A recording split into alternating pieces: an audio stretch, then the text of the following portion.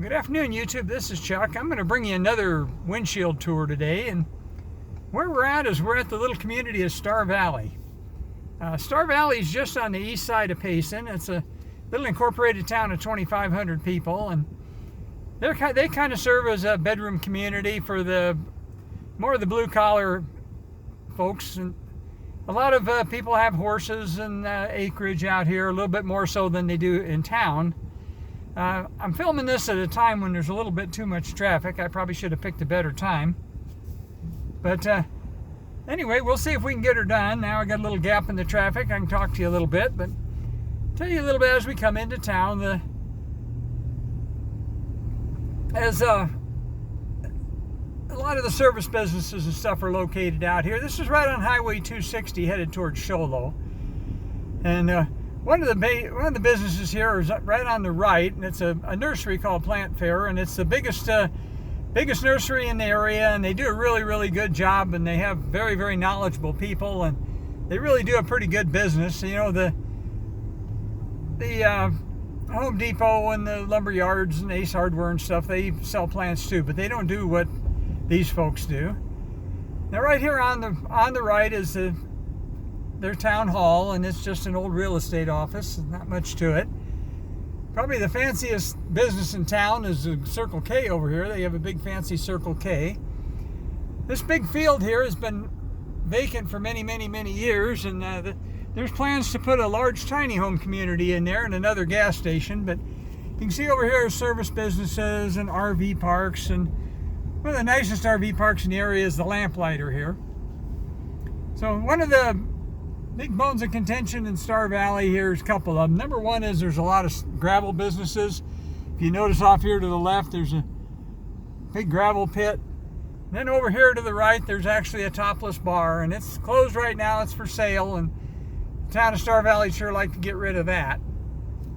They said it doesn't focus on what the community standards are, and I can kind of see both sides of that issue. Up here is the Ford dealer, which probably the biggest sales tax contributor to the town. That's actually where we bought the truck I'm driving right now. I bought several trucks from them over the years. But that's we're coming up out of the main business district of Starr Valley, and it goes for a little bit further out here. But this would have been an unincorporated area, but a few years ago the town of Payson was having water issues, and they ended up buying some property out here because there's water out here, and we'd kind of run out of water in town. And so the locals, they kept big hue and cry that Payson was going to steal all their water, and so there's a big deal about incorporating so that Payson wouldn't steal their water. And so they did incorporate, and it was a big Hatfields and McCoys thing for a long time. People in Starr Valley hated us, and you know, I don't think the town ever intended to run them out of water. They did intend to try to meet their own needs for a little bit, but the town went a different direction with a very large project, which put us in the enviable position of being one of the few communities in the area now with a 100-year water supply. And before I talk about that, here's a big county maintenance yard facility here on our left as I drive by. That's the county maintenance facility for the whole northern part of the county. Forest Service is getting ready to build a big new facility out here as well. Their office is in town. They just built a new office, but they're going to put their fire headquarters out here with a helipad and a bunch of stuff. And there's still some more residential areas out here. The only real commercial thing we're coming up on, and I'll talk about that, and it's a restaurant. Been in business since the early 60s, and I think it's the third generation of the same family that runs it now. And I know it used to be the place to go if you wanted a good steak, and I used to come out here and eat quite a bit, but you know, as I got retired and don't have any money anymore, then it kind of gets to the point where you can't do this. You can't go out and eat it because it's just too darn expensive anymore. So I haven't been out here in quite a while. But there's little side roads going off into here, and there's a lot of these people out here have a little bit of acreage, and there's not a lot of land in our area. Here's the restaurant right here. It's called Diamond Point Shadows.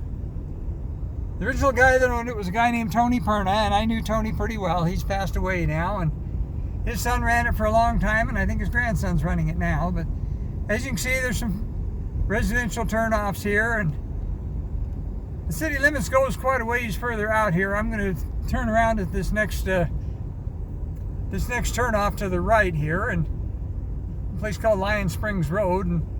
But when the town of Starr Valley, as I was saying before, when they incorporated for the precise reason to because they thought they could ban the town of Payson from drilling wells on their property.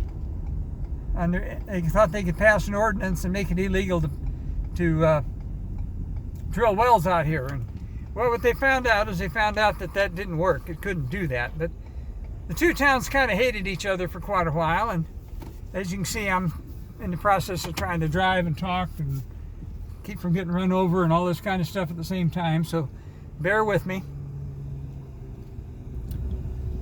There's the other sign, the other end of the sign for Starr Valley. But anyway, when they incorporated a pretty large area because they wanted to keep the town from drilling wells. As you can see, we got quite a bit of traffic. Sorry about the sun here.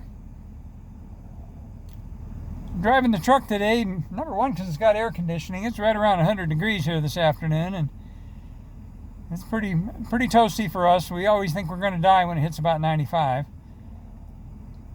But this section of two-lane road that you're seeing right here is another thing I want to talk about. Is the Arizona Department of Transportation just included in their new construction plan the funding to widen this to a 4-lane divided highway. So about the only stretch that's left that's not 4-lane divided highway anymore.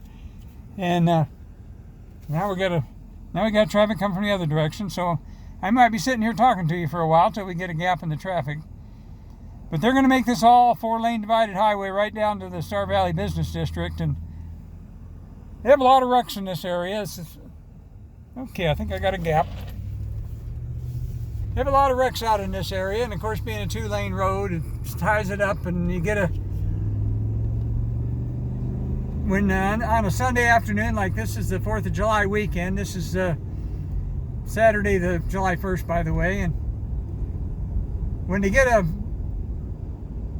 large, busy holiday weekend like this, and everybody's trying to go home in this case, it'll probably be on Tuesday, on July 4th, everybody will be headed back home to Phoenix, and traffic from town will be backed up all the way to here, so it gets miserable. It gets stop and go all the way through town, and us locals, we just go and hide. But anyway, there's the steakhouse again.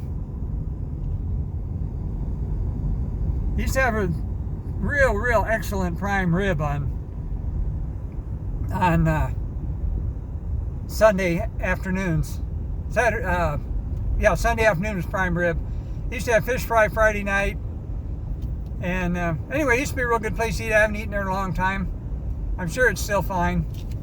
I'm going to pull over up here and shut the camera down because I'm just retracing my steps now, and I don't want to be telling you the same thing. But Starr Valley's got a lot of room to grow that Payson doesn't have, although most of this land that you're looking at here is all Forest Service. And so initially, like I said, the two towns used to hate each other, but now town of Starr Valley buys police services and part of their building inspection services, and some of their provision of water is all done on a cooperative agreement through the town. I'm going to pull over right here now so I can shut the camera off and let the traffic go by me because I'm in no hurry, and it's amazing how big of a hurry some of these folks are in. But so I'll tell you, as I always do, take care of each other, love each other, take care of yourself. Hope you have a good, safe weekend, and I'll talk to you on the next one. So right now, I'll just say peace out.